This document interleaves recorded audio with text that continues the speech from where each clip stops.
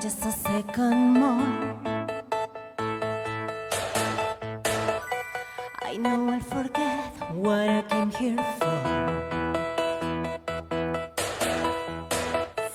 My head was a full of things to say, but if I open my lips, all my words slip away.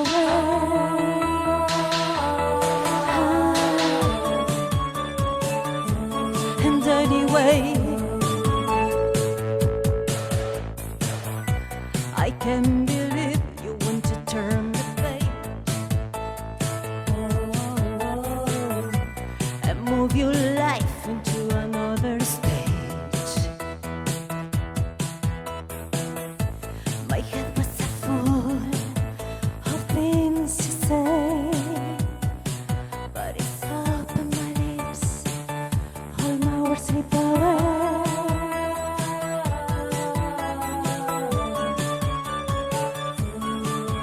Muy buenas noches, jueves de Bar Conspiración, casi viernes, jueves diríamos nosotros aquí en Unicanal, 21:32 puntualmente, si veo bien ahí. Luz Mariam, espectacular. ¿Cómo estás, Mime? Buenas noches. 21:02, perdón, mirá, pues ya me contagié de la hora vieja, ¿viste? Bueno, Nuevo horario. vivo, 30 minutos antes, che.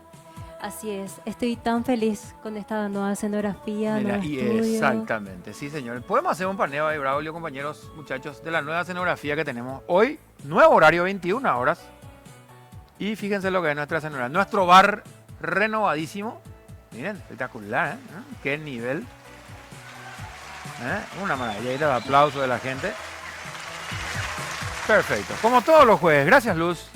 Nos vemos en el segundo bloque. Bueno, como todos los jueves y en una cuarentena inteligente, en el cuarto día de la cuarentena inteligente. Tenemos un invitado, entre comillas, a quien extrañamos mucho, pero que hoy, a pedido del público, lo vamos a tener en forma virtual. Señor Augusto dos Santos, ¿cómo le va a usted? Buenas noches. ¿Cómo está, querido Mime? ¿Cómo está Marian? ¿Cómo está el programa? Siempre me pregunto qué hacemos nosotros en una cuarentena inteligente, ¿verdad? Pero bueno, estamos ahí porque el programa tiene que difundirse todos los jueves y porque se trata de compartir este espacio. Qué gusto verte, Mime. Te queda muy buena la tricolor bandera. Sí, el mes de la patria, más que nunca, hacer patria es, bueno, respetar todas estas normas que hacen que nuestro país esté sí o sí en la mira de todos desde el punto de vista sanitario, porque la estamos llevando muy duro para muchos, muy duro para gente que ha perdido el trabajo, para compañeros de otros medios que han perdido el trabajo, muy duro para mucha gente que quedó sin PAM, muy duro para 10 familias que han sido enlutadas por este COVID, pero dentro de todo también lo estamos llevando con una baja circulación comunitaria, un bajo número de infectados comparados con otros países y sobre todo lo que solemos decir, lo que venimos diciendo aquí en el bar y en otros medios siempre, un número muy bajo de ocupación de camas, un número muy bajo de consultas, los consultorios todavía siguen vacíos. Pero bueno, hoy vamos a hablar de otra rama, de otro ángulo de la pandemia. Y vamos a hablar de la parte comunicacional de la pandemia, cómo llevamos la comunicación en tiempos de pandemia, ¿verdad, Augusto? Bueno, claro, yo te quiero quiero hablarte un poquito del tema de hoy. Yo sé que vos vas a presentar a nuestros invitados de seguido. Hoy nada más estaba escuchando una muy divertida discusión entre dos personas que acabó con esta cuestión así muy en paraguayo de Baibio dice la ñañe reinventa. Este tema a endupe, ¿verdad? Escuché muchas veces esto de reinventarnos y no sé qué es. Y las cosas adquieren significación cuando llega su tiempo, cuando llega su momento, digamos. Muchas veces, en todos estos años, hablamos de este concepto de la reinvención por cuestiones muy sencillas, como por ejemplo, decíamos con mucha razón que gran parte del universo de la comunicación se mudaba a este sitio y que estaba muy bueno que reconvirtiéramos gran parte de nuestra labor a este continente, ¿verdad?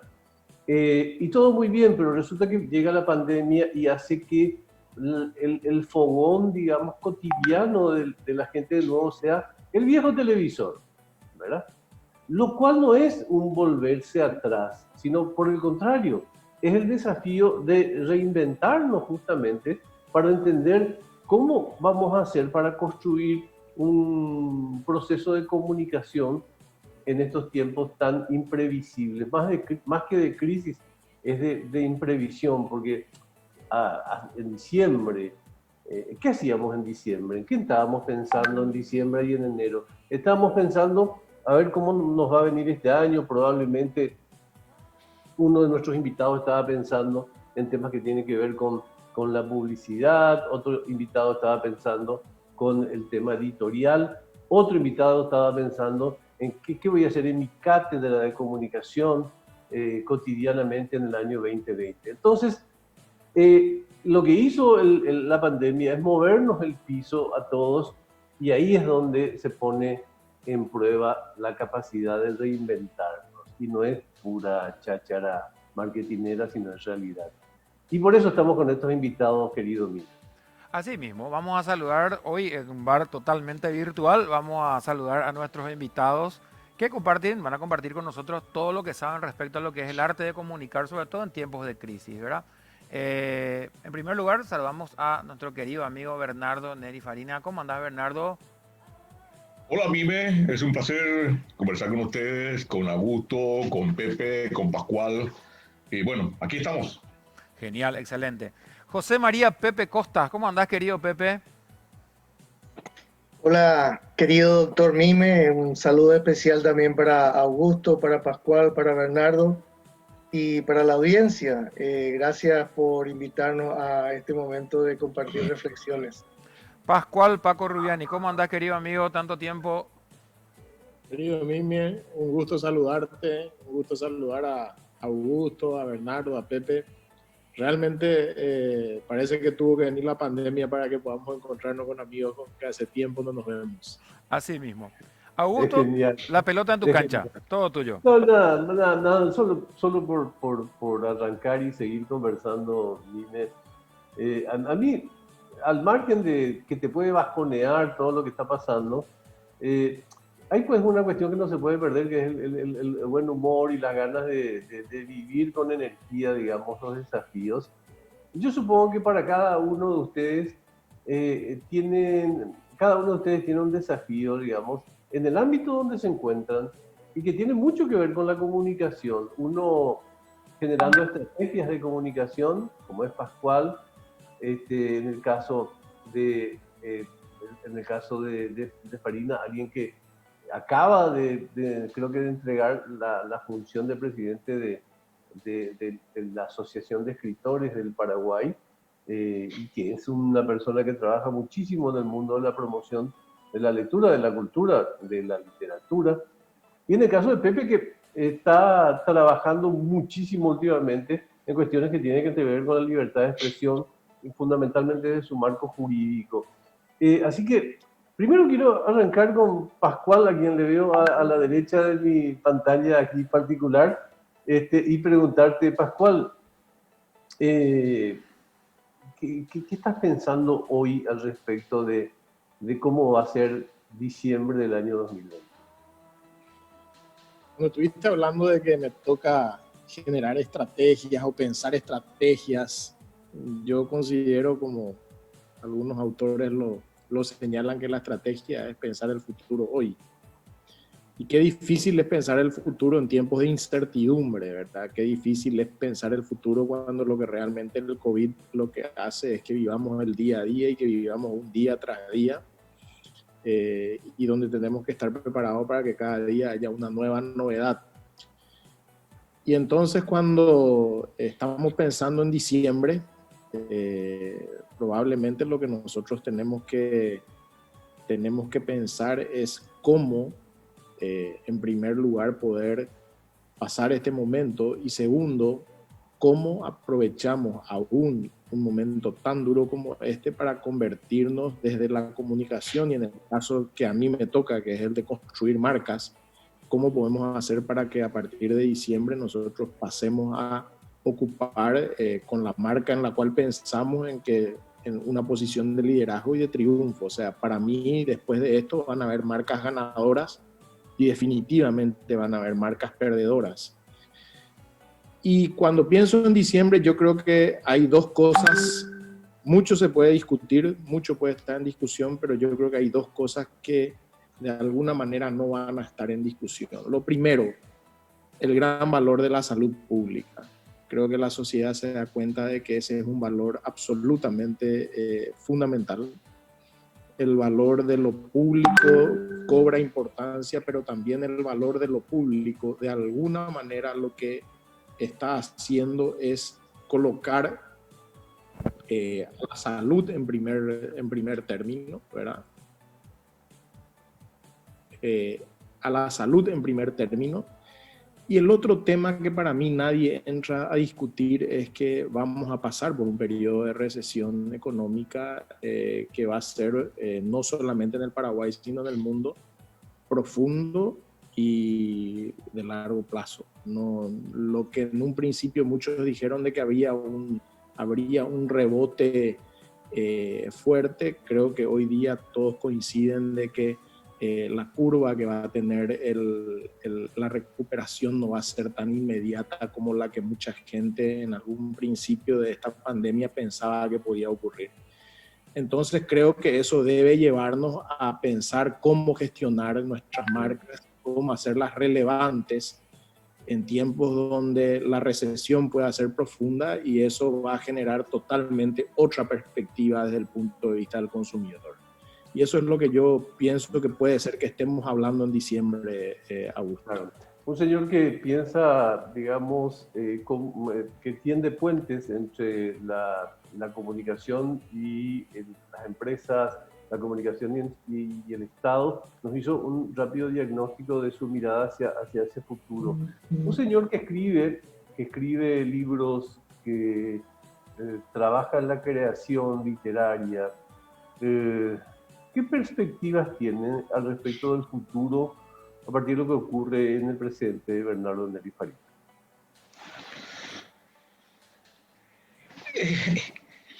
El futuro, desde los años 90, creo, ha tenido menor tiempo de llegada hacia el presente. Un genial escritor y periodista brasileño, Millor Fernandes, una especie de Hélio Vera de Brasil, decía que el pasado es un futuro usado, porque el futuro cada vez viene más vertiginosamente. Y desde los 90 estamos viviendo un futuro cada vez más vertiginoso en cuanto a su llegada. Y creo que lo que hizo el COVID-19 es tirarnos todo el futuro encima, sin darnos tiempo a reaccionar. Porque el mundo venía cambiando muy vertiginosamente en muchos aspectos, sobre todo el aspecto de la comunicación, de las plataformas de comunicación, de las formas de comunicación, de las formas de relacionamiento humano, inclusive mediante esas plataformas de comunicación. Pero lo que el COVID vino a hacer es apresurar estos cambios. Ya desde el tiempo, algunos años atrás, se venía dando clases virtuales. Y era una opción. Hoy no es opción, es la única forma de dar clases hoy. Se venía vendiendo ya libros por vía Amazon, todo tipo de cosas, por delivery internacional. Era una opción. Hoy es la única forma de vender libros. Ya no hay librerías abiertas, salvo algunas que se dieron. Pero estamos cambiando nuestro modo de ser. Y nosotros tenemos que adaptarnos a esas condiciones que nos crea esta pandemia, que no es nueva en el mundo, ya ocurrió antes, y ha modificado muchas relaciones en el mundo. Y hoy lo que está haciendo también es modificar algunas cosas, y modificar algunas cosas que son importantes para la humanidad, sobre todo la forma de relacionarnos los seres humanos. Hoy, por ejemplo, no nos vemos con los amigos, ya no nos vamos al café a tomar un café o una cerveza con los amigos, pero hay una cosa muy, muy llamativa. Antes esos encuentros algunas veces eran casuales, hoy los encuentros son buscados. Tengo amigos que me llaman solamente para decirme, che, ¿cómo estás? Solamente porque no me ven más. ¿Cómo estás? Solamente para eso.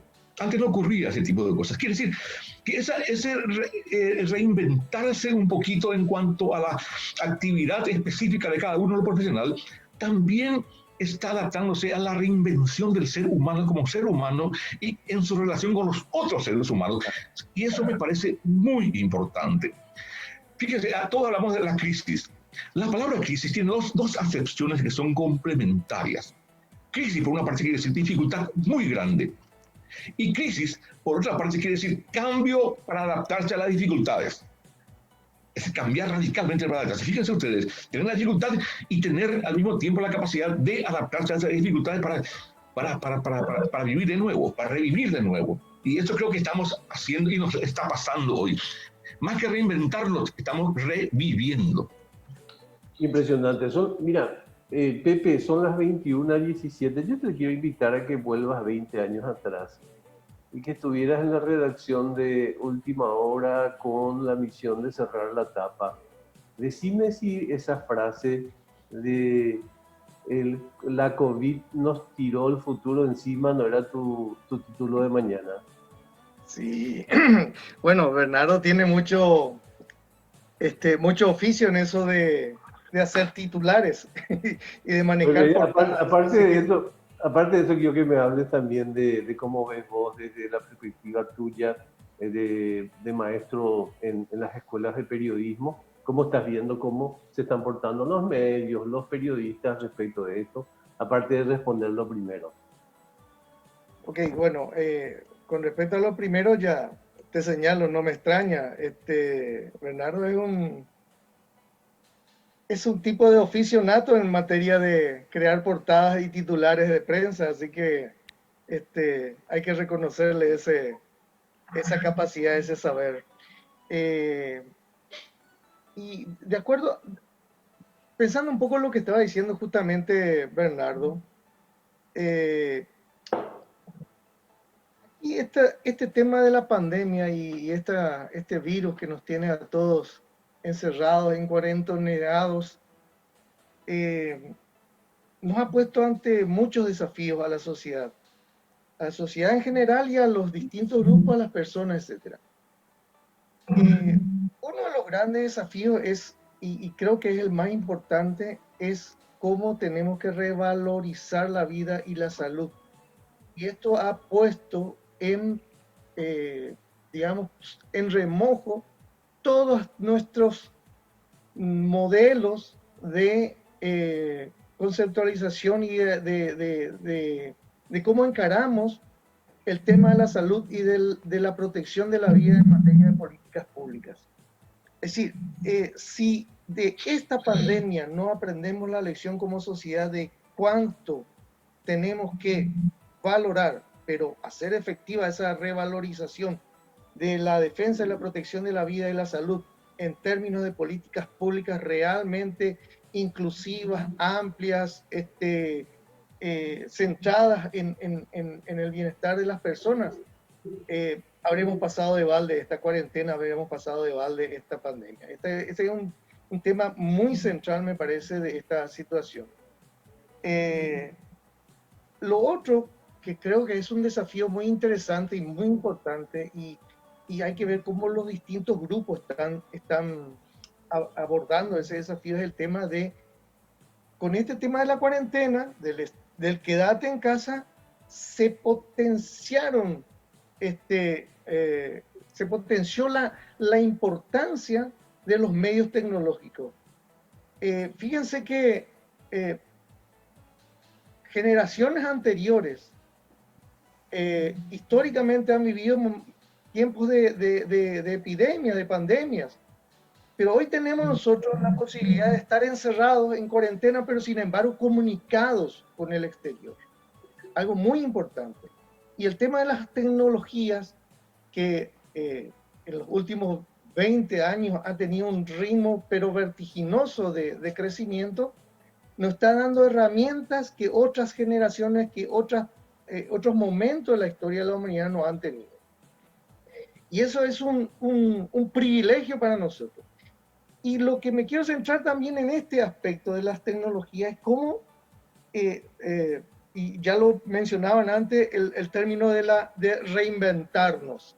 ¿Cómo se reinventa la gente, se reinventan las personas, se reinventan las instituciones? En el ámbito de la educación, por ejemplo, a mí me ha sorprendido que en facultades, en universidades y en estamentos, algunos de los cuales estamentos que suelen ser catalogados de conservadores, son, creo, los que mejor se han adaptado al uso de las tecnologías para seguir desarrollando clases.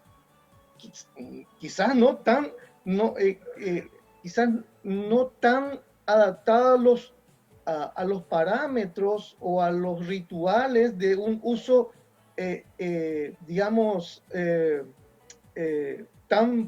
tan perfecto de la tecnología, pero sí han buscado la manera de continuar las clases, la manera de seguir conectados con los estudiantes y conectados a esa relación de enseñanza-aprendizaje en el ámbito de la educación. Estoy hablando de la educación superior. Claro. En el ámbito de la educación, de la educación media y secundaria, se ofrecen otro tipo el mismo desafío, pero con respuestas que todavía nos ponen, digamos, en una situación de muchos cuestionamientos. Pero no obstante, para redondear, creo que estos son grandes desafíos a los cuales nos somete esta situación. Y entre ellos también el periodismo se ve desafiado en esta situación. Hacer un periodismo mucho más responsable, hacer un periodismo mucho más servicial con la sociedad y hacer un periodismo mucho más avisor de todo lo que ocurre en el entorno político, en el entorno social, porque aquí es donde en este momento se potencia la capacidad contralora que tiene que tener el periodismo, y de cuarto poder y de el famoso watchdog, el perro guardián de todo lo que es el uso correcto de dinero público. Esto es un poco lo que podría decir en términos generales y específicos del tema periodismo. Hace 15 años le vengo escuchando al profesor decir esto mismo, ¿verdad? Solo que ahora está más reforzado el mensaje. Buenas noches a todos. Yo soy el único boludo que trabaja el doble en cuarentena. Sí. Perdón, ¿verdad? Por la llegada tardía, pero le escuchaba muy atentamente y coincido plenamente. ¿Qué voy a decir? Si no, le sigo escuchando nomás. Yo no me meto más, mime. Y sí, no, estamos aprendiendo. Yo, a propósito de lo que estaban diciendo, nomás quería terciar un poquitito en lo que coincidieron los tres con el pie que le dio Augusto. Todos están coincidiendo en algo que todos estamos experimentando, que es la inmediatez de todo. Que si bien sabíamos que era todo inmediato, pero nos vino encima, como bien dijeron todos, ¿verdad? Todo, a nosotros en salud, en educación, en todo nos vino encima. ¿Cómo lidian un comunicador, cómo lidia una persona que tiene que comunicar para vender, o cómo lidia una persona que tiene que crear, como Bernardo Neri, con la inmediatez que muchas veces compite con la, digamos, veracidad? O sea, por ser rápido perdemos veracidad muchas veces. ¿Cómo se lidia con esa dualidad? Ese es un ejercicio constante que tiene el periodismo. El periodismo siempre está lidiando con lo inmediato y con lo urgente y con lo importante a mediano y largo plazo. Esta no es una situación nueva para el periodismo. Quizás porque esto es más global y porque abarca a mucho más espacio geográfico y humano, que nos llama mucho la atención, pero el periodismo siempre está en términos de premura. Cuando antes teníamos que cerrar a las 10 de la noche el diario, teníamos el editor encima nuestro y era lo mismo que hoy. Y con una pequeña diferencia, que hoy el diario ya no tiene hora de cierre. El diario dura 48 horas algunas veces y más, se no para nunca. Es más, ya no hay diario, hoy hay multimedia. El diario es al mismo tiempo el canal y es al mismo tiempo la radio. Entonces uno siempre está lidiando con eso. Ahora, pero sí hay una cuestión muy importante en términos de la relación del periodismo con la comunidad, con la sociedad. Las redes sociales. Vivimos en una era en que hay información desde todos los ángulos, desde todas partes, de todas clases, de todo grado de credibilidad, y estamos en la otra pandemia que tomó el mundo antes del COVID-19, que es la pandemia del fake news, de la noticia falsa. No hace mucho, Ramón Net, un periodista francés, decía que el periodista es una especie en extinción. Y hoy tenemos la certeza de que el periodista es absolutamente fundamental en este tiempo. ¿Por qué? ¿En quién va a confiar la gente hoy cuando ve en Twitter, en Facebook, en Instagram o en los blogs la cantidad inmensa de información que hay? ¿Quién corrobora todo eso? Si es cierto o no es cierto. ¿Qué grado de veracidad puede tener una comunicación de ese grado? ¿Y cuánta gente ya ha sido víctima de esa mala comunicación? Mucha de la cual está hecha con malicia. Y entonces, hoy más que nunca es necesaria la figura del periodista profesional. Aquel ser que tiene dos cualidades fundamentales: calidad intelectual y capacidad ética para hacer el trabajo que debe hacer, el trabajo que es un servicio público. Periodismo es servicio público. Nosotros en nuestra generación decíamos, nuestro patrón no es el dueño del periódico, nuestro patrón es la gente. Trabajamos para la gente. Si no le gusta a nuestro patrón, nos echa y se acabó. Pero hoy más que nunca es necesario ese periodista razonador, racional, con gran formación intelectual para poder entender su tiempo, para poder codificar la información que recibe, para poder decodificar esa información y poder transmitirla a la comunidad, a la sociedad. Y para que esa sociedad se sienta tranquila, porque viniendo la información de ese comunicador en quien yo confío, porque tiene calidad, porque tiene cultura y tiene ética, entonces yo confío en ese periodista. Y yo confío en la comunicación que me da ese periodista. Y confío en la información que me da ese periodista. Y entonces, te escucho. No, quería terciar en esto que decís, porque me parece que es un debate que hace pocos días hablábamos con Mike, que acaba de llegar. No me manden a frente así con recursos humanos tampoco. No, pero lo hiciste vos. Yo no dije nada. Podía haberlo hecho disimuladamente, sin contar. Sencillamente hacías una pregunta. Pero otro día te cuento. No te tenías de policía, Dos Santos, pero bueno, te seguimos escuchando. Escuchame, yo lo que, a propósito de policía, justamente, en todo este tiempo nos esforzábamos en los medios en generar algún tipo de advertencia sobre eso, sobre el fenómeno de las noticias falsas. Y había un dejo de descargar toda esa responsabilidad sobre el fenómeno de las redes sociales, lo cual me parece que es un tanto hipócrita por parte de los medios de comunicación, porque las redes sociales no inventaron la noticia falsa, las redes de comunicación no inventaron las campañas tendenciosas. Las redes sociales lo que tiene es la incapacidad de generar informe, o de ser uniforme, de generar información que tenga un corpus adaptado a lo que nosotros pensamos toda la vida, que es el periodismo. ¿A qué viene este comentario, querido Bernardo? A que las redes, aun cuando sigamos cuestionándolas por su anarquía, van a seguir existiendo y sumando fuerza, y van a seguir existiendo fundamentalmente con mayor potencia el resto de nuestras vidas, probablemente, ¿verdad? Y eso acontece al mismo tiempo, y es una coincidencia que no es probablemente muy grata, con un momento en que hay sí sectores de los medios de comunicación que están en terapia intensiva, que ya estaban con problemas de salud a consecuencia de las nuevas tecnologías y los avances, como el papel es el ejemplo más emblemático, y que en este momento soportan. El papel va a salir muy castigado de todo esto, no tengo duda. Entonces, de lo que quería terciar, reitero lo que decías, es que las redes son un sistema de comunicación, de interacción, una intrincada red de interacciones entre seres humanos que no tiene ninguna posibilidad de debilitarse y con la que habría que convivir, digamos, de la mejor manera.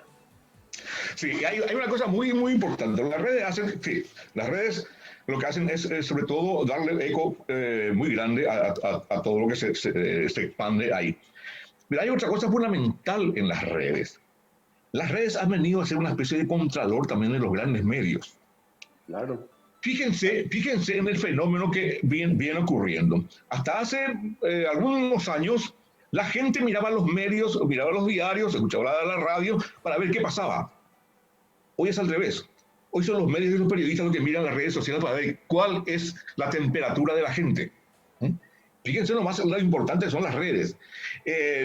Yo en la parte anterior que yo hablaba de las redes es la capacidad que tiene de difundir muchas cosas interesantes. Las fake news hoy están diseminadas por todo el mundo. Había fake news también en periódicos importantes, ojo, en la etapa anterior. Pero hoy las redes sociales también son un contralor. Un periodista que escribe una columna de opinión se cuida mucho de lo que dice porque sabe que lo van a masacrar en las redes o en el propio medio, porque hasta hace 5 años no había respuesta de la gente dentro del mismo periódico, sobre todo en las páginas, en las versiones digitales. Hoy sí, hoy las versiones digitales te masacran. Entonces, el periodista también se cuida mucho en ese aspecto. Entonces, hay un juego de ambos lados, es muy importante en la comunicación. Hay mucho más interactividad en la comunicación entre los medios y la sociedad. Mike, vos que acabaste de llegar, ¿tenés alguna consulta para nuestros invitados esta noche? No, yo iba a decir que iba a sumar un poco a esta lógica. A mí me gusta este debate porque, ¿sabe a quién no le gusta? Mario Ferrero, que dice el camelo del periodismo digital. Sí. Hace años que me endilga eso, que yo vengo lidiando con el camelo del periodismo digital. Y resulta que es una realidad, ¿verdad? Lo del periodismo digital en sí. Pero digo también, ¿qué responsabilidad tienen los medios hoy en día de tener periodistas a la cabeza, de tener periodistas por lo menos en lugares de poder de decisión? Porque entendiendo a veces que son medios que tienen intereses empresariales, resulta que es muy difícil cuando vos le planteas a alguien que está estudiando periodismo cuál es el modelo a seguir. Por supuesto que están en una carrera para llegar más rápido, a veces es de resistencia, ¿verdad? Y quiero decir que los rostros y las canas que pelan ustedes como que dan fe de lo que yo estoy diciendo, ¿verdad? Pero es muy difícil cuando te encontrás con un chico que tiene 20 años y que se quiere comer el mundo y que encuentra que el camino más rápido que tiene es putear, gritar y crearse una cuenta de red social y genera atracción con eso, ¿verdad? Y después los medios terminan comprando ese mismo personaje. Entonces es un momento trascendental donde a mí me parece que una de las palabras claves es la hipocresía, ¿verdad? Los propios medios tenemos que desnudar nuestras falencias y mostrarnos los periodistas mismos como seres con errores para desde ahí empezar a construir y cuidarnos de eso que menciona el maestro Bernardo Neri Farina, que es brutal, lo de la fake news. Nosotros mismos nos comemos fake news y después no tenemos el más mínimo decoro de decir, che, perdón, pero acá me equivoqué. Pepe, ¿qué pensás vos de esto? Espera que Pascual quiere decir. Paco. Dale. No, hay no recuerdo ahora el nombre, pero un reconocido consultor de medios que publica un artículo en The Guardian y en realidad una entrevista y el que le entrevista como que le fustiga porque varias de sus recomendaciones de reinvención de medios muy, muy famosos fracasaron y entonces él le dice, mire, lo que nos podemos decir ahora es que alguien tenga la verdad al respecto de esto, porque el primer periódico apareció después de la invención de la imprenta de Gutenberg 75 años, o sea, 75 años después de la invención de la imprenta de Gutenberg. Y nosotros estamos a 25 años de la invención de Internet, decía él, entonces tenemos todavía 50 años para seguir construyendo lo que realmente va a ser el futuro, ¿verdad? Entonces en esto va a ser mucho de ensayo-error y de mucho aprendizaje y creo que eso es importante destacar. Acá quien quiera hacer una futurología muy precisa, me parece que todavía vamos a tener que tragarnos muchas de nuestras opiniones de lo que será el futuro con respecto al mundo de los medios.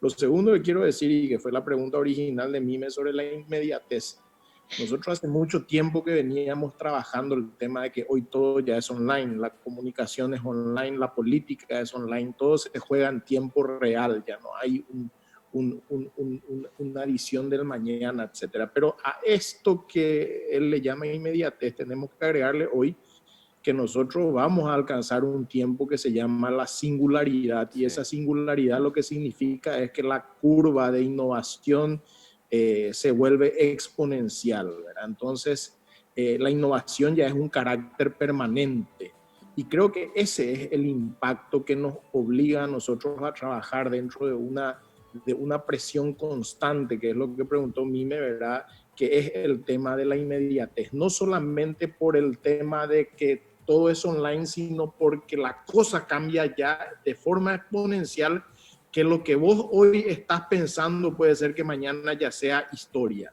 Entonces creo que ahí la clave es un poco el tema de los valores, y leía un artículo la vez pasada, Alan Turing en El País, donde él decía que entre cosas así como que señalaba el vacío de liderazgo en el mundo, ¿verdad? Y su preocupación de que ese cierto espacio de liderazgo ocupara China por ser un gobierno totalitario, etcétera.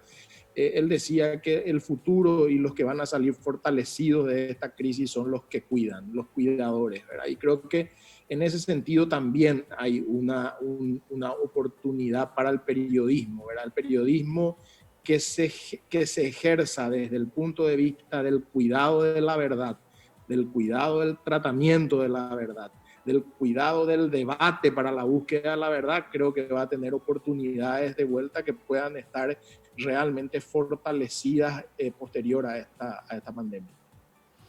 Señores, yo les tengo que pedir que nos aguarden un minuto porque tenemos que hacer la pausa. Nosotros que estamos acá en el bar vamos a recargar un poco, a mojar la garganta, y después seguimos hablando con estos maestros de la comunicación. Venimos enseguida.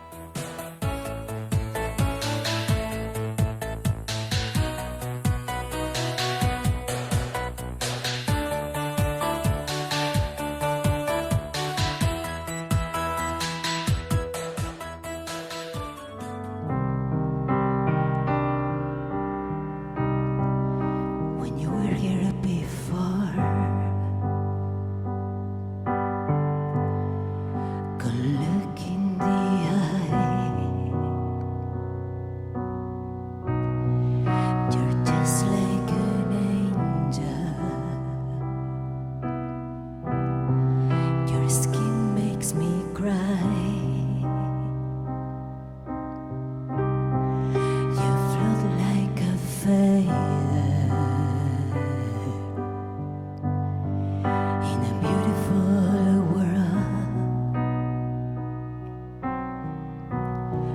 I wish I was special. You're so very special, but I'm a creep. I'm a weirdo. What the hell I'm doing here? I don't belong here.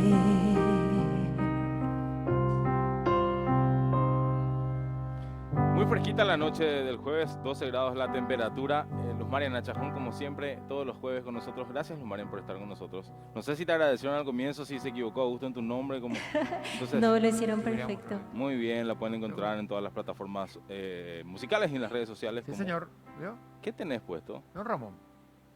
Bueno, está bien, el toque de seriedad. Estamos hablando de comunicación, estamos con expertos en comunicación en línea y en comunicación precisamente en esta cuestión de la modernidad y la pandemia, ¿verdad? Sí, no es necesario que estén acá, no pueden tomar los tragos en el corte como nosotros hacemos habitualmente, pero sí están a distancia José María Pepe Costa, Pascual Rubiani, Bernardo Neri Farina, el señor Augusto Santos también escapándose un poco de sus responsabilidades. Mime, en este segundo bloque queremos hablar de comunicación, pero a nivel gubernamental, Sí. porque ha sido gran parte de la discusión en esta pandemia, cómo el gobierno se ha equivocado varias veces en la manera de comunicar lo que querían comunicar, retrocediendo de cosas, eligiendo voceros equivocados quizás en algún momento, o por lo menos planteando diferencias entre lo que decía uno y otro. Entonces queríamos saber un poco cómo están viendo desde ese lado lo que pasa a nivel gobierno con respecto a la comunicación.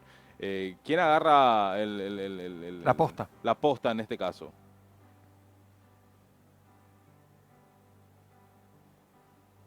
Mira, no se peleen. Profe, Pepe, agarre.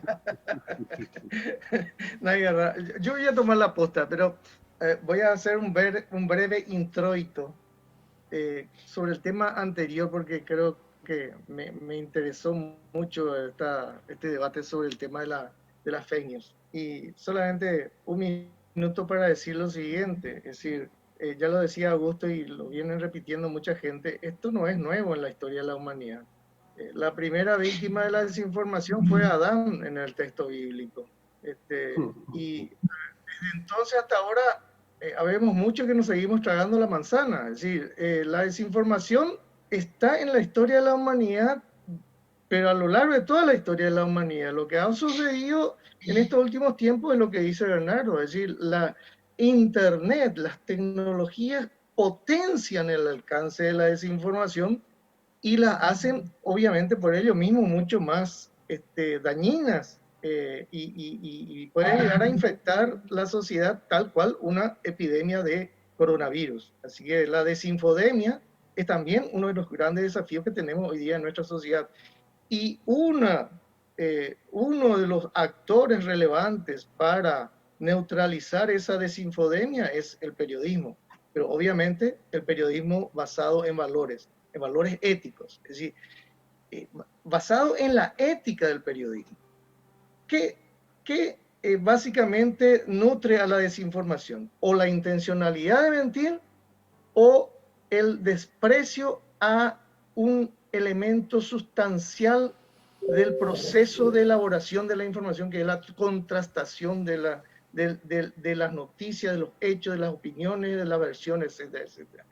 Si el periodismo trabaja éticamente, contrastando información, dándole mayor valor a la veracidad antes que a la velocidad, entonces va a estar haciendo un servicio realmente importante para la sociedad en términos de combatir a la desinformación. Y creo que de esto se han dado cuenta los medios en general y particularmente los medios tradicionales aquí en nuestro país. Fíjense que apenas iniciado el tema de la pandemia, empezaron a surgir mensajes de relevantes periodistas de cada uno de los medios diciendo: informate a través de los medios tradicionales porque nosotros somos los que tenemos la información, etcétera, etcétera, no te dejes guiar por desinformación, etcétera, etcétera.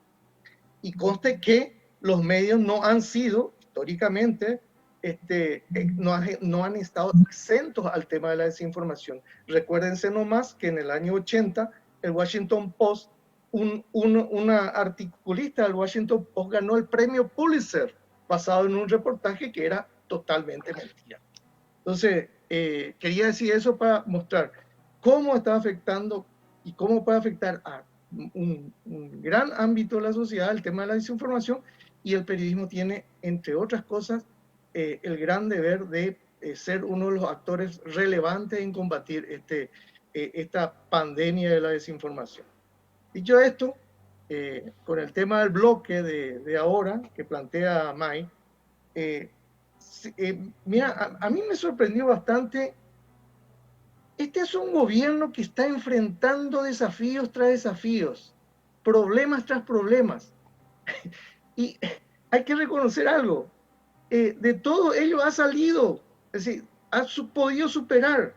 Es como un jugador de carambolas en Villargol. Le salen de carambola las cosas.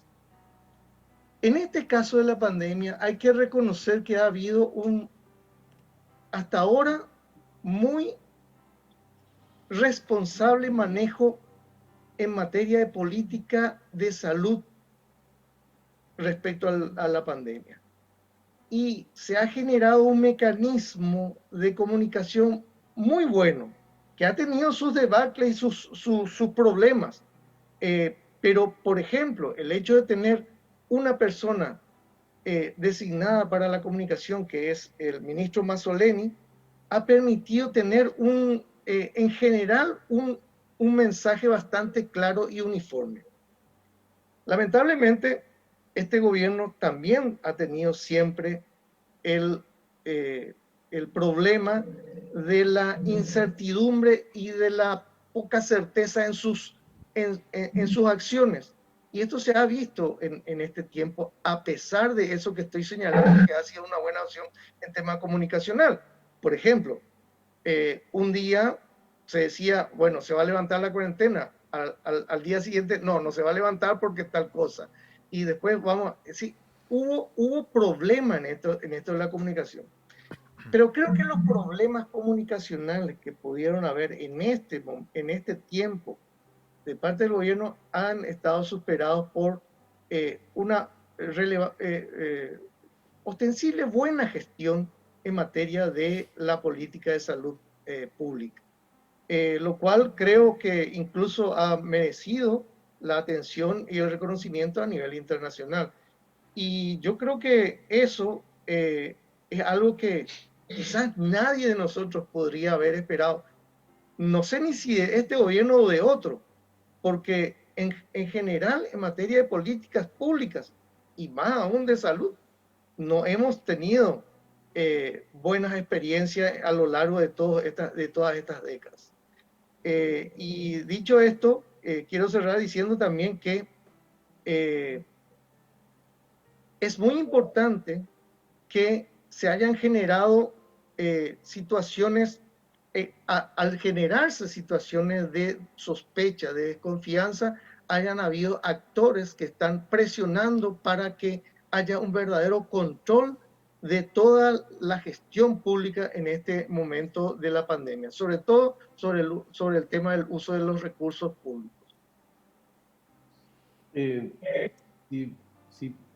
Yo quería contar algo al respecto.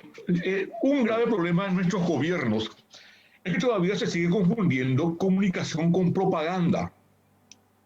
Son dos cosas absolutamente distintas. En la propaganda yo digo que hago todo bien, que soy lindo, que soy lo más. La comunicación es generar, por medio de una estrategia, la percepción del público de que vos estás haciendo bien sin que vos lo digas. Ese es todo un arte que no está muy desarrollado todavía acá en el Paraguay. Entonces, son dos cosas diferentes, comunicación y propaganda. Por otra parte, hoy día, la comunicación ya no es la guinda que está encima del hecho. Hoy la comunicación se genera antes del hecho y durante el hecho. Vos cuando vas a hacer algo, tenés que comenzar comunicando eso. Porque en nuestros gobiernos, generalmente termina una ruta y le llaman al jefe de prensa y le dicen, ¿sabe qué? Hace una gacetilla y dice que vamos a inaugurar la ruta tal cual. La gente no sabe eso. No sabe que se hizo la ruta, qué efectos tuvo la ruta, qué significará la ruta para una región. No. Eso, y por ahí la ruta no cae bien a cierta región o a cierto sector, qué sé yo. Pero el tema es que la comunicación hoy día es parte de la acción. Y la comunicación también se da a través de los actores. Como decía Pepe, la presencia de Mazzoleni nos puso ante un gran comunicador. ¿Por qué? Porque ese comunicador enseguida logró tener una comunicación afectiva casi con el público. El público comenzó a creer en él, a esperarlo a él. Él era el comunicador. Porque este gobierno careció de comunicación siempre. Nunca comunicó. Siempre hizo propaganda, pero nunca comunicó. Nunca sabemos qué estaba haciendo, en qué estaba. Y eso es un gran problema. Y creo que ahora, si son inteligentes, van a rectificar el rumbo y van a poner la comunicación como un hecho primordial. La comunicación es un hecho fundamental. Porque cuando, en tiempos anteriores, la comunicación era desechada. ¿Quién es tu jefe de prensa? Y un tipo que, no sé, no le conozco ahí, pero está ahí. O viene un correligionario y no tiene lugar, no hay, dice, bueno, hasta ahí, ponle como ahí en prensa, ponele. Y así nomás, esa era la comunicación en el sentido. Hoy no. Pues se está viendo lo importante que es la comunicación. La comunicación jugó un factor fundamental en la disciplina de la ciudadanía. Fíjense cuán importante es la comunicación. Quiero comentar algo que me parece pertinente casi desde un poquito desde la experiencia. La República tiene una perversidad que es muy sabia y consiste en su capacidad de culpar a los asesores y a la comunicación de los errores de sus políticos. Y es muy sabio porque de alguna manera oficia ese dispositivo como una manera de exculpar a las personas que tendrían que estar conservadas en su cierta integridad, digamos, para seguir ejerciendo el poder político gubernamental, ¿verdad? Ese resorte nadie lo instaló, pero funciona así. O me van a negar que cuando un presidente comete una barbaridad, lo primero que dice la gente es, ¿quién picó la asesora? ¿O qué? Y entonces una vez me tocó salir del Palacio de López cuando ejercía la secretaría, la tarea en SICOM, y me preguntaron si era una idea de sus asesores. Y tuve que decir, porque uno tiene el recurso de hablar en voz baja con los periodistas también, tuve que decir que sí, porque finalmente se trata de proteger también la figura de la presidencia de la República, que es en términos de, es un asunto de Estado. Dicho esto, yo no, también creo que también es un recurso facilista de los colegas muchas veces, esto de culpar a la comunicación. Somos muy generosos en culpar a la comunicación. Y la comunicación, a ver, el 70% de la comunicación de gobierno es el burócrata o es el presidente. Uno puede generar una idea magnífica al respecto de algún proyecto de comunicación y terminará siendo derrotada esa idea en 30 segundos. En 30 segundos. Voy a contar una anécdota por primera vez. Esta es la parte que da gusto. Ahí Y está. por esto que da gusto tener la bebida, ¿verdad? Pero bueno, va a seguir nomás gusto. Sí. Solo te escuchamos. Se estaba por inaugurar la costanera y le ofrecimos al presidente la posibilidad de llevarle a los periodistas a caminar, porque era un día lindo de feriado, los periodistas siempre están allí. Y vamos a pegar una vuelta de manera que podamos confraternizar con la gente que está trabajando todos los días. Les invitamos unas medialunas. Una linda jornada. Realmente fue una jornada muy afectuosa. Y se caminó por la costanera hasta que se llegó a un sitio que tenía así un alambre de púa. ¿Y saben qué se le ocurrió decir al presidente? Se le ocurrió decir, este tipo de cosas no podemos poner ahí frente a la sala de prensa. Era una horrible broma, ¿verdad? Pero esa horrible broma se transforma en el título del día siguiente. ¿A qué quiero llegar? Que, reitero una vez más, somos muy generosos en culpar a los asesores y a los periodistas de gobierno de errores que generalmente no son de ellos mismos. Hay muchísima gente en la comunicación pública, comunicadores institucionales, que son altísimamente técnicos, capaces de resolver proyectos. Y el otro problema es la ubicación de la comunicación en este contexto. La comunicación, y bien lo dijo Bernardo hace un ratito, la comunicación es el momento en que se produjo un proyecto y hay que... hoy el gobierno va a inaugurar su propia fábrica de zapatos. Ese día le llaman al periodista y le dicen, che chico, hace una gacetilla y difundamos que vamos a inaugurar la fábrica de zapatos. Al día siguiente, gran polémica, ¿por qué el gobierno tiene que tener una fábrica de zapatos? Jamás le invitaron a la gente de comunicación a debatir el momento fundacional de esa idea cuando se tenía que medir la temperatura en la opinión pública de un proyecto así. Esa no es una defensa corporativa. Quería mencionarlo porque sé que sale de adentro la necesidad de no ser tan generosos con la crítica a un sector que no siempre tiene la culpa. Augusto, sí. Yo considero, o sea, a mí por lo menos me gusta mucho la definición que hace la George Washington University en su cátedra de comunicación política. Hay tres elementos, tres pilares centrales de la comunicación pública, ¿verdad? O sea, uno es la comunicación, obviamente, ¿verdad? Pero también está la política y está la gestión. La gestión es la que se está haciendo para contener la pandemia. Son los códigos sanitarios que entran a regir, los protocolos que se están estableciendo, etc. La política, en este caso, fue la decisión de decir que va a estar en esto primero y por encima lo científico que lo político, lo científico que lo comunicacional, ese buen comunicador que es el ministro no existiría como tal si es que no estuviera empoderado por el acto de la política.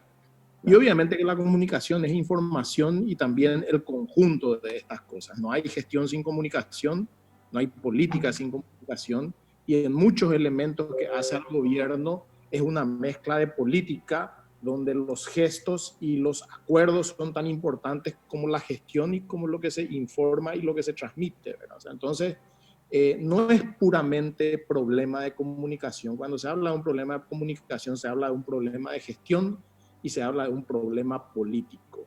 No se puede disociar el problema político y el problema de gestión del problema comunicacional. Y yo creo que esta es una lectura que muy bien lo dijo Bernardo con el ejemplo que puso, que no todos tienen y que vos lo acabas de mencionar, que es cuál es el lugar que ocupa la comunicación. Cuando la comunicación es estrategia, y yo recuerdo muy bien cuando hice mi primera campaña electoral presidencial, que fue para Caballero Vargas en el 93, recuerdo muy bien que le trajimos o fuimos a hablar a Santiago de Chile con una comunicadora chilena muy buena que se llamaba, ¿verdad? Mónica Herrera. Y Mónica Herrera le dijo en ese entonces al candidato a quien le iba a dar unos cuantos consejos, le dijo, mire, la comunicación no es maquillaje, o sea, no existe la comunicación es interacción humana y la interacción humana es comunicación. Entonces no hay un momento previo que después se comunica, ¿verdad? Usted comunica cuando está interactuando. Yo desde ahí tuve claro que realmente no existe ese tiempo para la gacetilla posterior. La decisión ya es una decisión de comunicación y es lo que muchas veces no se entiende en el ejercicio de la gestión ni en el ejercicio de la política. Mime, ¿nosotros tenemos que hacer la pausa a las 10 o cómo viene la mano? Creo que sí. ¿Pausamos, Belén? Pero, ¿habló Pepe o no habló Pepe? ¿Están cómodos? Nosotros queremos seguir con ustedes, pero depende de ustedes realmente si quieren seguir hablando con nosotros. Para nosotros sería un honor poder hacer la pausa, venir y seguir conversando con ustedes. Depende de cuánta plata hay. Eso se ve con el señor Augusto Santos justamente que directamente Augusto, después del corte. pueden Vamos a quedar la ahí pausa ahora. en línea privada y lo conversan. Ahora aprovecha. El problema es que la tortura la sufrimos nosotros. Ustedes, mientras beben, nosotros tenemos que hablar.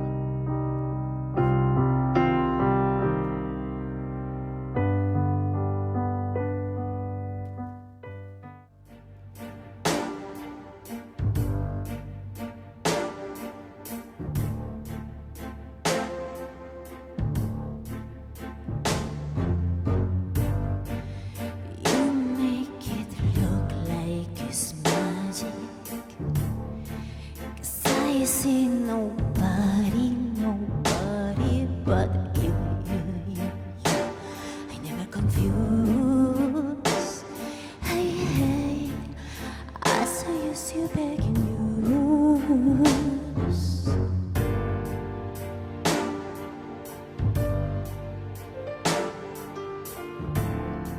22 horas, 4 minutos. Ya entramos en el tramo final de Bar Conspiración, señor. Nos queda un Mime. bloquecito más. Nos queda un cortito. bloque Este es más, el todavía hay un pen- tema más el relacionado a penúltimo. educación. Sí. Pero antes queremos seguir conversando con estos maestros de la comunicación que están a distancia desde sus hogares. Y tenía una pregunta para arrancar con Pascual Rubiani. Estamos viendo un momento de medios de comunicación, no solo en Paraguay, a nivel mundial, de recortes, de salidas, de suspensiones de empleo. O sea, no es un momento fácil para los medios, pero hay quienes opinan que en estos son los momentos donde hay que apechugar un poco porque cuando se sale fortalecido. ¿Se aplica eso a todas las empresas, incluyendo las empresas de comunicación, Pascual? Yo, Mike, creo que la última parte es la que quiero coincidir contigo. No, es generalizado el tema. Yo creo que no podemos hacer simplemente una particularización en que esto ocurre solamente en los medios de comunicación. Esta es una situación en la que lastimosamente está pasando muchísima gente en muchas áreas de la economía, ¿verdad? O sea, la economía tuvo un freno de mano brusco que evidentemente, porque la salud se vuelve una prioridad, hay que hacer el sacrificio y eso está afectando a mucha gente de diversas maneras, a muchos peor y a otros que tienen una mayor capacidad de poder aguantar esta situación. Lo que sí pienso yo de que hay algo que deberíamos de pensar con respecto a los medios de comunicación, porque todas estas virtudes que vimos en los medios de comunicación, todo este esquema de búsqueda y corroboración de la verdad ante tanto fake news, si nos ponemos a pensar también, gran parte del contenido de las redes sociales son contenidos generados por los planteles periodísticos de los medios, no se compensa con una cada vez mayor reducción de la pauta publicitaria. Y ahí creo que es donde más falta la reinvención de los medios tradicionales en cuanto a sus formas en cuanto a lo que se llama el modelo de negocio. Y el modelo de negocio tiene que ver en cómo hoy se monetiza el valor que ustedes están teniendo. Yo creo que ustedes no están pudiendo todavía lograr como medios de comunicación monetizar de la manera adecuada al valor que están generando para la sociedad y para el conjunto de las redes sociales también. Y ahí es donde creo de que tenemos que seguir poniendo pensamiento y tenemos que seguir poniendo agudeza, porque esta riqueza que se encuentra en los medios, en medio de todas las críticas, etcétera, es algo que la sociedad debería reconocer en algún momento, que es un patrimonio que vale la pena cuidar, ¿verdad? Augusto, ¿algo sobre estas líneas? Nada, yo creo que el desafío es muy importante para, no solamente para la creación, digamos, de la tarea periodística, sino para su sostenibilidad desde una perspectiva integral, sostenibilidad integral. O sea, no estoy hablando solamente de cómo producimos, sino cuál va a ser la interacción de esa producción con futuros actores que se van a dar y que evidentemente vamos a encontrar un mundo bastante cambiado después de la pandemia. En ese aspecto, creo que la creatividad va a ser muy importante. Este es un lugar casi común. Hay experiencias muy relevantes al respecto de que el arte de la segmentación, por ejemplo, va a ser un elemento fundamental de cara al futuro también. Probablemente vamos a tener menos margen por parte de los ciudadanos para la tolerancia a hechos políticos impresentables. Y eso va a ser interesante de cara al futuro también en todo este contexto. Probablemente vamos a salir con una sociedad que va a ser más pirebaí hacia todo lo que no tenga cierta calidad. Y eso se va a aplicar probablemente en todo el universo de las acciones humanas. Ese me parece que es un plus importante que aporta no solamente en las épocas como esta de pandemia, sino que sucedió también en las posguerras, ¿no?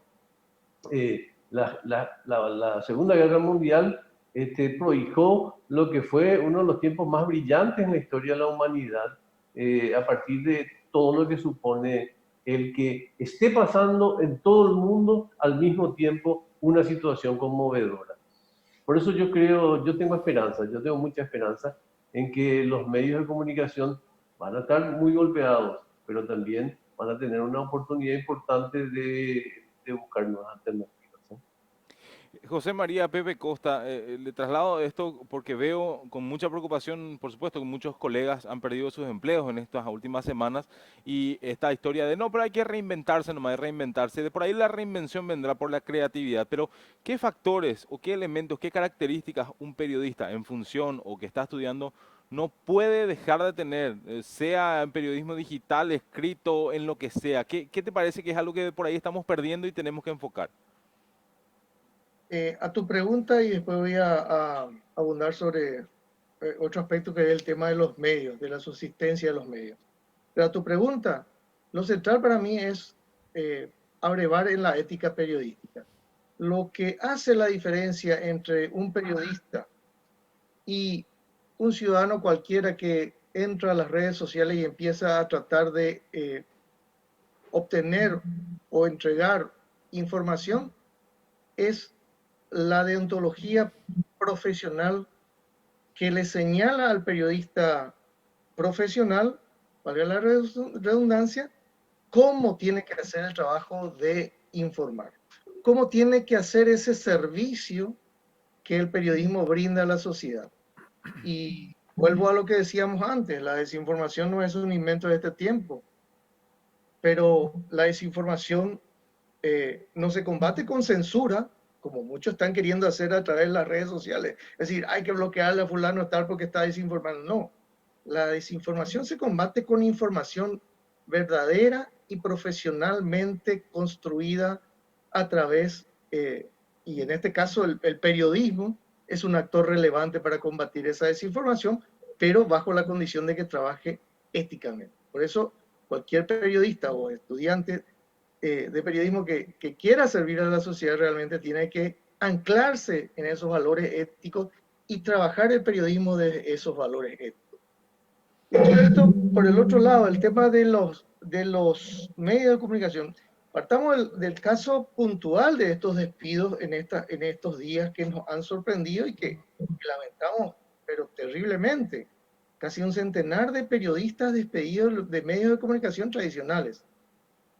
Y lo decía Pascual, esto no es una cuestión, la crisis económica que se está empezando a sentir y que está arrastrando el freno de mano que hay en la economía también afecta a los medios de comunicación. Hace unas horas estábamos compartiendo un seminario web donde los exponentes eran personas de la talla de Ricardo Pérez Manrique de la Corte Interamericana de Derechos Humanos, Edison Lanza de la Relatoría de Libertad de Expresión de la OEA, Guillermo Canela de UNESCO. Y Guillermo señalaba como uno de los temas fundamentales a analizar en este contexto, en el ámbito de la comunicación social, en el ámbito de la prensa, el tema de la subsistencia de los medios de comunicación. ¿Por qué? Porque no es un problema de empresa nomás, no es un problema del empresario nomás. La subsistencia o no, la supervivencia o no de los medios de comunicación es un problema de la sociedad. Nuestra Constitución Nacional habla de que los medios de comunicación, el sistema de medios de comunicación social es un tema de interés público. ¿Y por qué es un tema de interés público? Porque el sistema de medios, los medios de comunicación, la prensa, es algo relevante, importante, sustancial para el desarrollo de la consolidación y la vigencia de los sistemas democráticos. Esto no le importaría a un país donde hay regímenes autoritarios como China, por ejemplo, pero en países donde estamos viviendo bajo la tónica, el horizonte de la democracia, tratamos de imponer en la sociedad el sistema democrático, la no supervivencia del sistema de medios, de la prensa, va a ser un problema grave. Una de las patas importantes del sostenimiento de la democracia va a desaparecer si desaparecen los medios de comunicación. No es un problema nomás de, como decía, de lugares de trabajo, de puestos de empleo para periodistas. Es un problema de la sociedad en realidad. Y esto tiene que verse de ámbito también de una política pública. Yo no tengo la solución. Como dice Augusto, podemos decir, pero grullada como que hay que reinventarse y hay que la creatividad y los empresarios. Pero yo lo que estoy señalando nomás es que no es un problema del empresario del grupo Sucolillo o del empresario del grupo Bierzi. Es un problema de la sociedad que los medios también, por efecto de este problema económico, estén sufriendo este tipo de embates y que tiene ese impacto, digamos, visible en el despido de los periodistas. Pero el impacto peor y mayor puede llegar a ser que empiecen a morir por inanición los medios de comunicación social, y ahí la democracia va a empezar a sentir también el efecto de eso. Bernardo, unas líneas sobre esto. Primero hay que tener en cuenta que con la aparición de Internet y con la aparición de lo virtual y los medios digitales, la prensa, sobre todo la prensa, los medios escritos, han venido sufriendo un terrible problema los últimos 10 años más o menos. Ya venían achicándose y venían sosteniéndose en gran medida gracias a que las empresas periodísticas también tienen a su alrededor otras empresas que las sustentan. Casi todos los grandes medios son medios que pertenecen a empresas o empresarios que tienen otras formas de sostener sus medios, o si no, muchos de esos medios no se sostendrían. Esa es una verdad verdadera.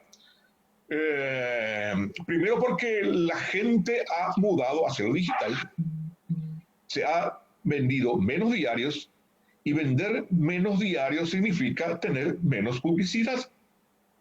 Y con menos publicidad, con menos ingresos, significaba tener muchos más problemas para sostener una plantilla de periodistas que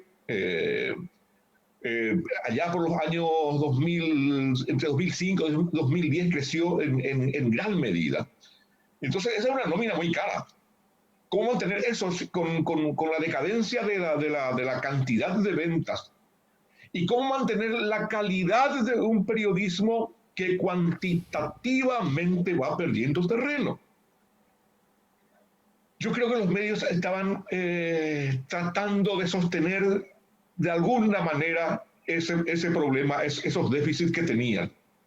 Y este tema que está aconteciendo ahora, repito, nos vino a tirar el futuro encima y vino a apurar ese proceso de deterioro cuantitativo de la sostenibilidad de un medio de comunicación grande, empresarial.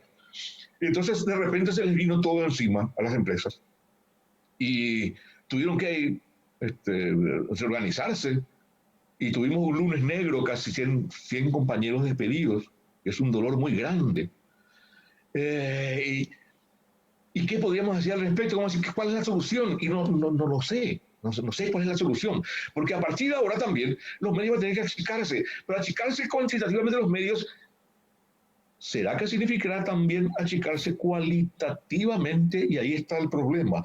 Porque después de esto va a venir un gran déficit económico. Eso es lógico. No es una invención, uno necesita ser futurólogo para saber que va a haber un gran problema económico.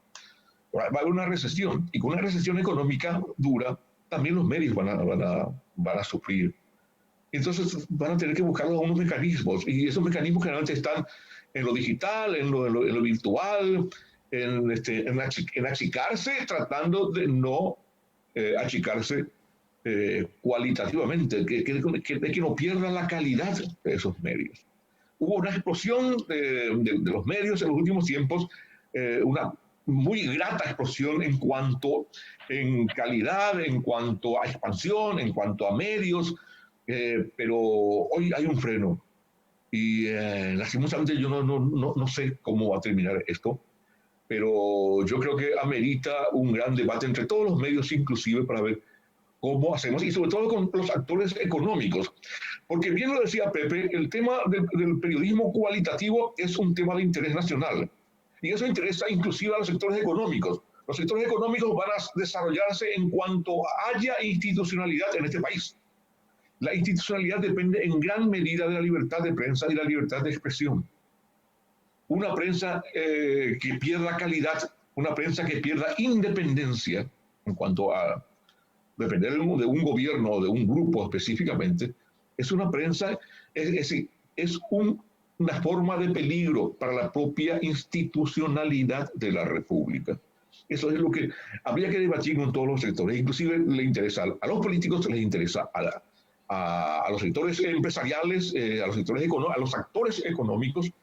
Necesitamos una prensa seria, fuerte, independiente, porque de otra forma tendremos el peligro de no poder sostener nuestras instituciones y no poder sostener la democracia en la República. Medios de comunicación social. Me gusta este desenlace que tuvimos de esta charla porque te muestra un poco el balance que se genera. Me parece magistral lo que acaban de hacer en conversar con nosotros y que esto quede grabado para muchísimas audiencias. Yo soy de esos que reclama siempre que en el Día del Periodista se les llama a los periodistas a opinar sobre la política en Paraguay y no sé qué historia, cosas que son muy efímeras, que en realidad necesitamos discutir estas cosas a profundidad. Por eso celebro que hayamos tenido esta oportunidad, por lo menos. Hubiese celebrado más poder brindar con ustedes acá, pero la situación no nos da. Ahora, para cerrar, necesito hacer esto porque si no me voy a quedar con las ganas. por alguna razón, en la Universidad Autónoma de Asunción, en algún momento a quien le mando un saludo, me obligaron casi a brindar la cátedra de periodismo digital. Y en la primera clase con los alumnos cuando estábamos hablando, yo les reconocí con mucha vergüenza que cuando ingresé a la universidad tenía solamente, hasta ese momento, había leído 14 libros. Lo que provocó las carcajadas generalizadas de los 30 alumnos más o menos, ¿verdad? A lo que uno se levantó y dijo, ¡mació mucho eso de profe! Por eso, dicho esto, le quiero pedir tanto a Bernardo como a Pepe, que tienen ahí su biblioteca detrás, que aprovechen este momento para recomendarnos por lo menos un libro para leer en esta pandemia, principalmente a los comunicadores, a la gente que tiene interés en la comunicación en este tiempo. Si se tiene un tiempito libre, ¿qué se puede leer ahora, profes? Es una pregunta de respuesta muy difícil. Yo comenzaría diciendo, lean mis libros. Pero eso de leer es una cuestión muy subjetiva. De gusto. Cuando me hacen preguntas a algunas personas, yo les digo, ¿saben qué? Vayan a la librería cuando están abiertas y búsquense ahí. Y vean si les gusta una tapa, si les resulta atractivo un título. Y por ahí comienzan. Busquen ustedes mismos. Yo les puedo decir miles de libros, pero ¿qué pasa? Yo les voy a decir lo que a mí me gusta y no sé si a vos te va a gustar. Y hoy tenés también libros en la web. Tenés todas las bibliotecas del mundo en tu teléfono. Entonces es un poquito rebuscarse y ver un poquito ahí qué encontrás. Además, no somos Mises nosotros, Mike. Sería mucho más fácil porque si fuera así te recomendaríamos yo el Supremo. Bueno, era lo que yo estaba esperando, ¿verdad? Que le hagan la sencilla y nos recomienden. La obviedad, ¿verdad? Y 100 años de soledad. Y 100 años de soledad también de por ahí, cosas que nunca se yo voy a tomar el guante del desafío, no sin antes decirle a Mike que le voy a cobrar eso que dijo al principio del programa. Yo le escucho siempre decir lo mismo al profesor Pepe. Escuche, ¿para qué me invitar, viejo? No, le escucho. Otro día venís tarde y no digas más eso. Digo que es un reclamo de mi parte porque digo, es realmente algo cierto, pero que parece que no nos percatamos. Antes de ir a lo de Pepe, quería leer un mensaje porque nos escribió un televidente. Te voy a decir el libro, ¿eh? Dale, pero te digo antes lo del televidente, un estimadísimo amigo, el doctor Ricardo Preda, que me dijo, está buenísimo el programa. Sí. Invitados de la Champions hoy, faltó nomás un olimpista, hay 2 aborígenes y un cerrista, por lo cual yo le quiero decir a la producción de este programa que es correcto el reclamo, las minorías no están siendo representadas en este programa, así que para la próxima que venga un olimpista, por favor. ¿Puedo leer otros mensajes, Mike? Claro, por ejemplo, es tu programa. Ya que estamos hablando de gente de medios, de Maricruz Nájile, que dice, estoy viendo un programón, felicitaciones, muchísimas gracias a Maricruz, realmente es un lujo que nos esté viendo. Gente de comunicación institucional que se alegra porque estuvimos debatiendo el tema del trabajo en la comunicación de gobierno. Muchísimas gracias a todos. Gracias, Pepe, el libro. Bueno, libro recomendado, de los últimos que leí. Marta Peirano es una periodista especializada en temas de tecnología. Escribe en el diario El País. Marta Peirano, anoten ese nombre. El enemigo conoce el sistema, se le llama su último libro, y es un bocato di cardinale el tema de cómo define y explica cómo funciona todo el sistema de las corporaciones tecnológicas y cómo nos están invadiendo en todos los ámbitos de nuestra vida, desde la privacidad hasta el consumo. Es un libro muy interesante, muy adecuado para estos tiempos y para este tiempo de la pandemia, sobre todo por las corporaciones tecnológicas en la invasión y en el cambio de mentalidad, el cambio de cultura, el cambio de todo tipo de cosas en beneficio de los privilegios y de ciertas élites. Estupendo. Bueno, Mime, yo creo que para cerrar y despedirle les quiero pedir encarecidamente como el lector de todos ustedes que sigan utilizando esas plataformas que tienen a disposición, sean Medium, Facebook, Twitter, para comentar, porque hay mucha gente realmente que los tiene como referentes, y gracias por haber estado con nosotros este tiempo acá, inclusive Augusto. 12 risas éramos. Muchas gracias. Bueno, gracias a todos. Pascual Rubiani, Bernardo Neri Farina, Pepe Costa y el señor Augusto dos Santos estuvieron esta noche con nosotros en esta edición de Bar Conspiración. Bien. ¿Está bien? Venimos seguido. Adiós a todos. Pausa corta, venimos para despedir el programa.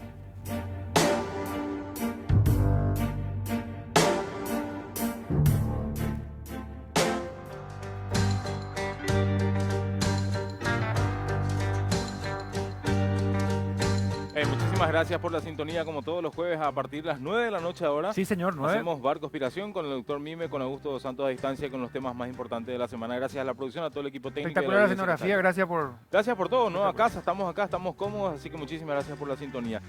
Para cerrar, la cuarentena está. Que seamos inteligentes depende de nosotros. Nos reencontramos el jueves que viene. Chau. Chau.